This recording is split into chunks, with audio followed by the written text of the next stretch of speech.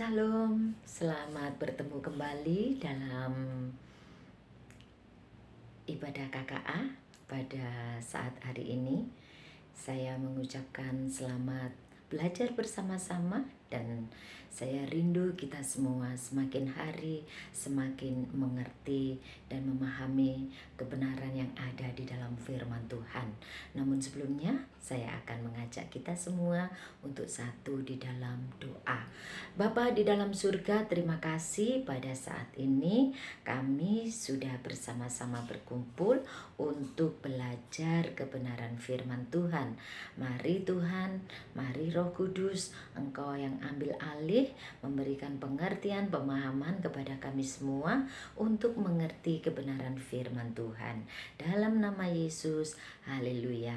Amin. Sekali lagi shalom Bapak Ibu Saudara yang terkasih di dalam Tuhan. Pada saat hari ini kita sudah menginjak di pelajaran yang ketujuh, ya, luar biasa. Bagian pertama pelajaran yang ketujuh, judulnya kasihilah sesama karena Allah mendahuluinya.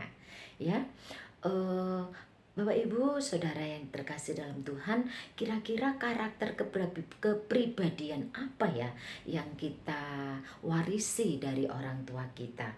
Mungkin warna mata kita, atau warna kulit kita, atau rambut kita keriting lurus, ya, atau ada hal lain, ya.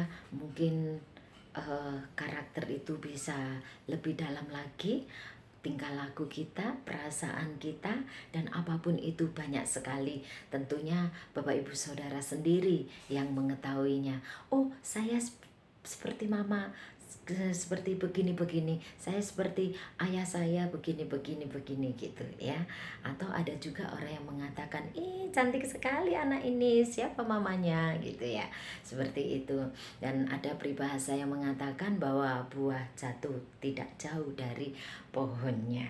Nah, untuk pendahuluan kita akan mengenal dahulu mengenai kitab 1 Yohanes ini. Yohanes adalah salah satu murid terkasih, terdekat Yesus Kristus. Yohanes ini menulis suratnya kepada sesama orang percaya di Efesus pada waktu itu, ya. Dan Yohanes membagikan kesaksiannya mengenai Kristus sebagai firman yang kekal yang telah datang ke dunia ini. Yohanes mau supaya mereka, orang-orang di Efesus pada waktu itu, mengetahui bahwa mereka memiliki iman yang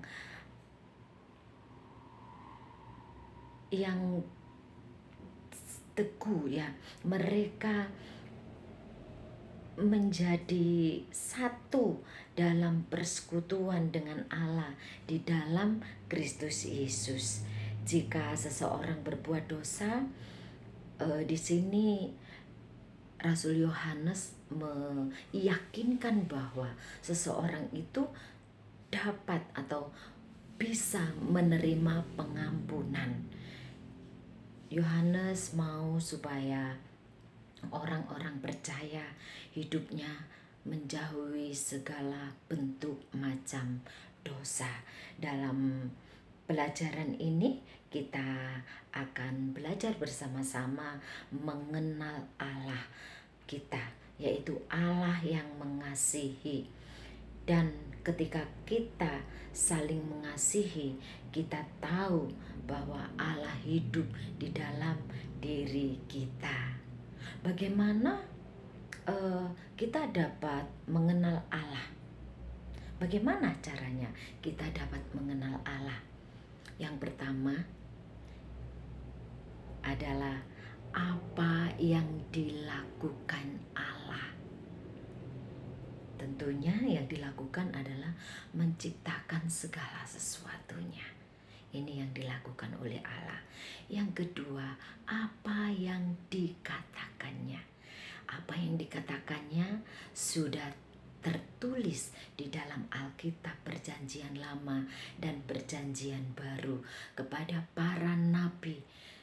Allah berbicara Dan itulah yang dikatakannya menjadi firman yang hidup, ya, menjadi firman yang menjadikan manusia mengerti, mengenal siapakah Allah itu.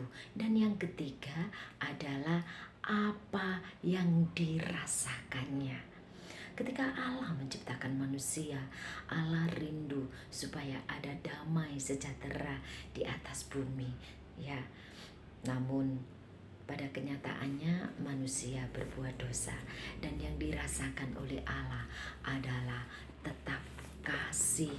Mengapa? Karena Allah adalah kasih. Karena Allah adalah kasih, dan puncak dari kasihnya itu adalah kematian anaknya yang tunggal, yaitu Yesus Kristus, yang mati sebagai penebusan dosa umat manusia dengan darah yang mahal, ya, dengan harga yang mahal kita telah ditebus. Itu menunjukkan kasih yang besar kepada umat manusia. Allah menunjukkan kasih-Nya kepada kita melalui kasih yang dibuktikannya, yaitu dengan mengaruniakan anaknya yang tunggal, supaya setiap orang yang percaya tidak binasa, melainkan beroleh hidup yang kekal. Dan sekali lagi, puncak dari kasih Allah adalah kematian Kristus Yesus di atas kayu salib, ya. Dan untuk pertanyaan berikutnya, relasi hubungan kita dengan Allah dan sesama itu tidak boleh disimpan saja. Tidak boleh hanya bilang, saya mau mengasihi A, tetapi tidak ditunjukkannya. Saya mengasihi Z, tetapi tidak ditunjukkannya. Jadi, relasi atau hubungan antara Allah, saya, dan sesama itu harus didemonstrasikan, harus ditunjukkan. Mengapa? Supaya orang lain tahu bahwa kita mengasihinya seperti Allah telah mengasihi diri saya. Allah mengasihi kita, ya, di dalam Yohanes 3 ayatnya yang ke-16, haruslah kita juga hidup saling mengasihi. Mengapa demikian?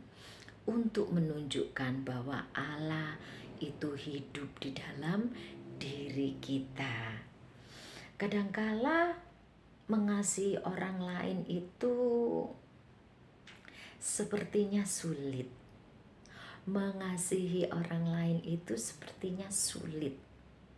Benar apa benar?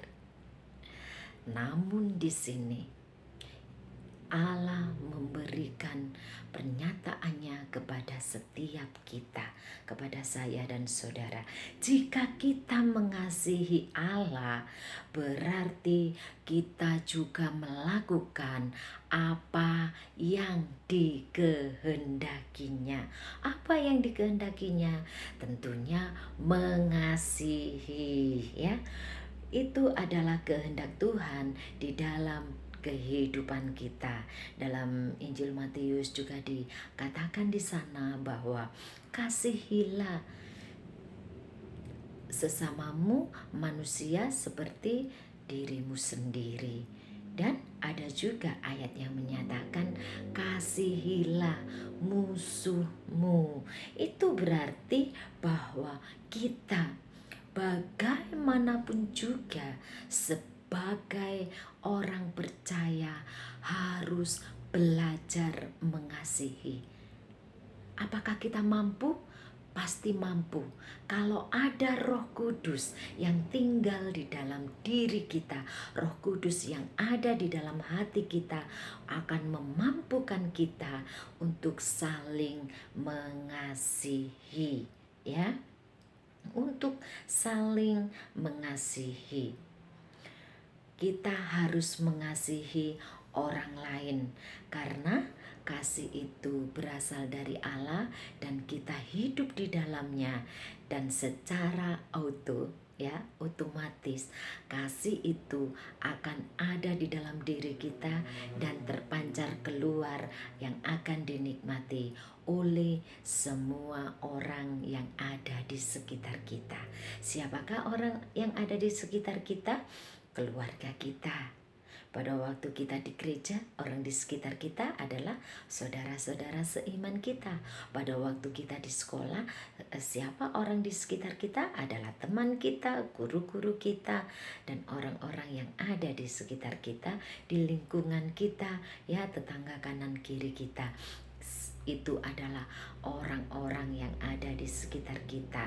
Tanpa terkecuali, kita harus belajar untuk mengasihi, karena Allah adalah kasih, dan itu menunjukkan bahwa kita adalah anak-anak Allah. Haleluya.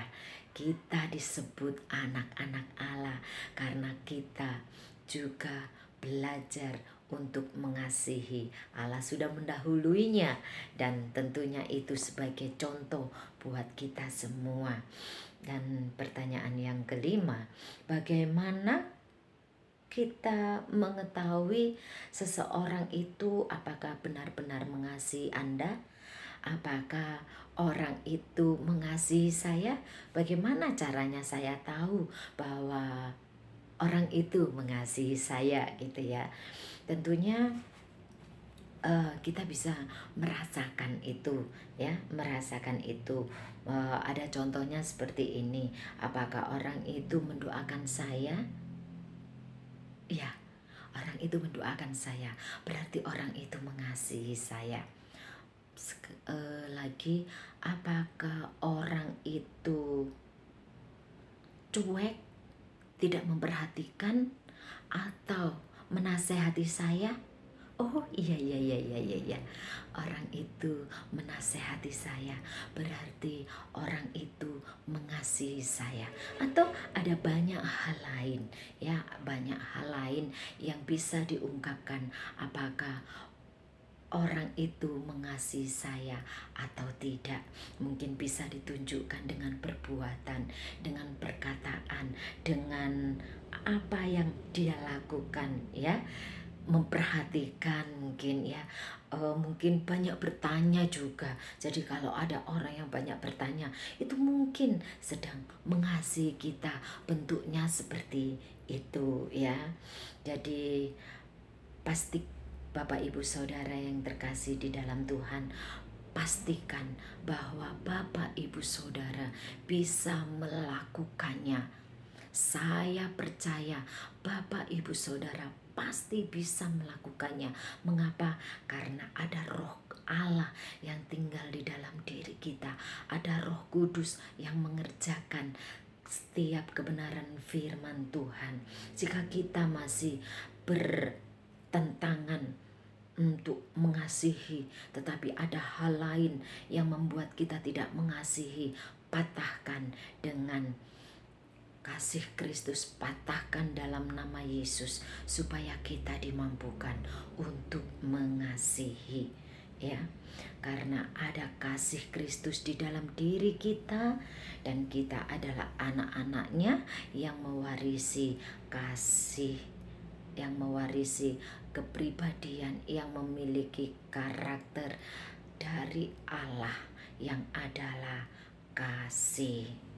Jadi Bapak Ibu Saudara yang diberkati oleh Tuhan, jika kita berusaha untuk mengasihi orang lain, kita akan mendapati bahwa kita sedang mencari wajah Tuhan sebagai sumber kasih dan teladan yang terbaik di dalam hidup kita.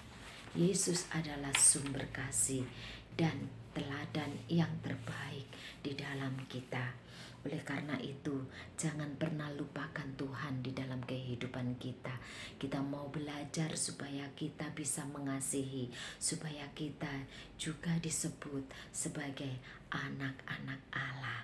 Karena kita lahir dari Allah, Allah yang adalah kasih. Puji nama Tuhan. Untuk pelajaran yang ketujuh kita bisa menyelesaikannya. Minggu depan kita akan menginjak kepada pelajaran yang ke-8. Mari kita kepoin setiap kebenaran firman Tuhan agar setiap hari kita terus bertumbuh bersama-sama. Karena itu yang menjadi harapan kami, supaya kita bersama-sama bertumbuh. Jangan ada yang ketinggalan. Tuhan Yesus memberkati. Mari kita akan berdoa. Terima kasih Tuhan Yesus buat kebenaran firman-Mu pada saat hari ini. Kami percaya bahwa Allah hidup dan tinggal di dalam hati kami, sehingga kami dimampukan untuk mengasihi orang lain, bahkan mengasihi musuh-musuh kami. Terima kasih ya Bapa, kiranya Engkau mampukan kami, layakkan kami untuk kami bisa mengasihi sesama kami seperti kami mengasihi diri kami. Terima kasih di dalam nama Tuhan Yesus. Haleluya. Amin. Selamat bertemu kembali minggu depan. Tuhan Yesus memberkati.